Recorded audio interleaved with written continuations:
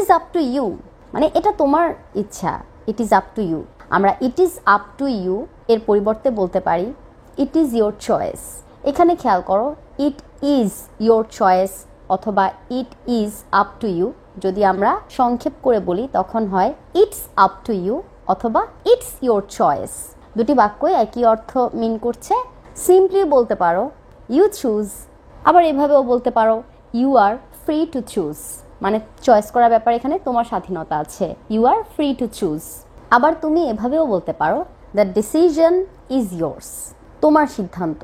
আর এখানে আমি তোমাদেরকে ডিসিশন শব্দের আইপি এটা ভালোভাবে বুঝিয়ে দেই। ডিসিশন সিম্বলগুলো খেয়াল করো, এখানে ডিসিশন, ডিসিশন ইজ ইয়োর্স। আরও সুন্দরভাবে বলতে পারো ডু অ্যাজ ইউ প্লিজ অথবা ইউ হ্যাভ দ্য ফাইনাল সে, অথবা তুমি বলতে পারো মেক আপ ইয়োর মাইন্ড